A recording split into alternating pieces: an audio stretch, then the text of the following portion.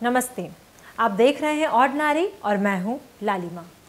मध्य प्रदेश में एक जगह है शहडोल। यहाँ की लोकसभा सीट से बीजेपी की उम्मीदवार हैं हिमाद्री सिंह। हाल ही में इन्होंने बीजेपी ज्वाइन की है। पहले ये कांग्रेस में थी। बीजेपी ज्वाइन करने के बाद इन्हें शहडोल का टिकट मिला।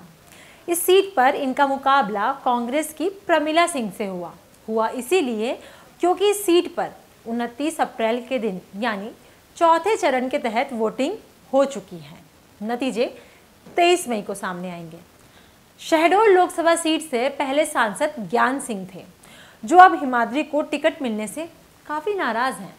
मीडिया रिपोर्ट्स के मुताबिक अगर बात करें तो ज्ञान सिंह का कहना है कि वो इस सीट के लिए ज़्यादा पैसे उन्होंने नहीं दिए थे, वो ज़्यादा पैसे नहीं दे पाए थे, इसीलिए करोड़ों रुपए देने वाले कैंडिडेट को ये सीट दे दी गई। आगे बढ़ते हैं। सवाल आता है कि हिमाद्री ने आखिर कांग्रेस क्यों छोड़ी।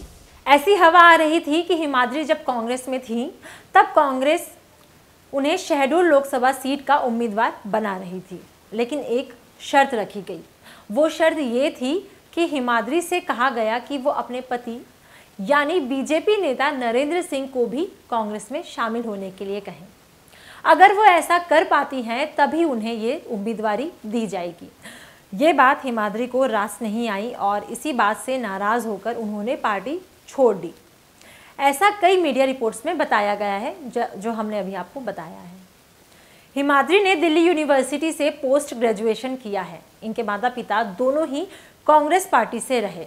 पिता दलबीर सिंह पूर्व केंद्रीय राज्य मंत्री भी रहे। हालांकि दोनों का अभी निधन हो चुका है। 2017 में जब हिमाद्री कांग्रेस में थी तब उन्होंने 23 नवंबर को बीजेपी नेता नरेंद्र सिंह मरावी से शादी की थी। नरेंद्र सिंह मरावी बीजेपी के युवा नेता हैं। उम्र 40 साल है और हिमाद्री भी कांग्रेस की युवा नेताओं में से एक थी, जिनकी उम्र 30 साल है। इनकी अरेंज मैरिज हुई थी और दोनों की पार्टी अलग अलग होने से भी इस शादी की काफ़ी चर्चा हुई थी। हिमाद्री की मां राजेश नंदिनी के खिलाफ 2009 में नरेंद्र सिंह मरावी ने चुनाव लड़ा था, लेकिन वो चुनाव हार गए थे। शादी के बाद हिमाद्री ने कहा था कि उनका मायका कांग्रेस है और ससुराल उनका बीजेपी है, तो उनकी शादीशुदा जीवन के बीच राजनीति नहीं आएगी। लेकिन कब क्या हो जाए किसे पता। हिमाद्री ने कभी कांग्रेस ना छोड़ने की बात भी की थी। जब हिमाद्री ने 22 मार्च 2019 के दिन बीजेपी ज्वाइन की तब वो पार्टी ना बदलने वाली बात को लेकर भी काफ़ी चर्चा में आई थी। कयास लगाए जा रहे हैं कि बीजेपी को शहडोल सीट मिल जाएगी। यानी पहले बीजेपी के ज्ञान सिंह इस सीट से सांसद थे और हिमाद्री की जन्मभूमि शहडोल है। इस कारण बीजेपी को ये सीट मिल सकती है, ऐसा कहा जा रहा है। 2016 में हिमाद्री ने कांग्रेस से शहडोल का उपचुनाव लड़ा था।